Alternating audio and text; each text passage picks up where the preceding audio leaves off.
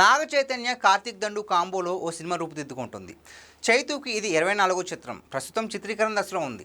ఈలోగా తన landmark cinema 25వ చిత్రం కోసం కూడా రంగం సిద్ధం చేసుకుంటున్నాడు చైతు. దర్శకుడు శివ నిర్మాణ చెప్పిన కథకు చైతు ఓకే చెప్పేశాడు. వీరిద్దరి మధ్యన 2 ఏళ్ల నుంచి చర్చలు నడుస్తూనే ఉన్నాయి. 25వ సినిమాగా ఈ కథని పట్టాలెక్కిస్తే బాగుంటుందని చైతు భావిస్తున్నాడు. మైత్రి మూవీ మేకర్స్ ఈ సినిమాని నిర్మించబోతున్నారు. ఇప్పటికే హీరోకి దర్శకుడికి అడ్వాన్సులు ఇచ్చింది మైత్రి.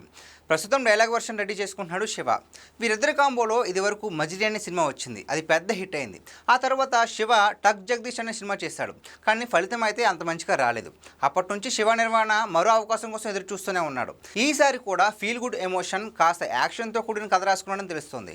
ఈ ఏడాది చివరిలోనే ఈ సినిమా పట్టాలెక్కే అవకాశం కూడా ఉంది. ఇక కార్తిక్ దండుతో నాగ చైతన్య చేస్తున్న సినిమా మైథలాజికల్ థ్రిల్లర్.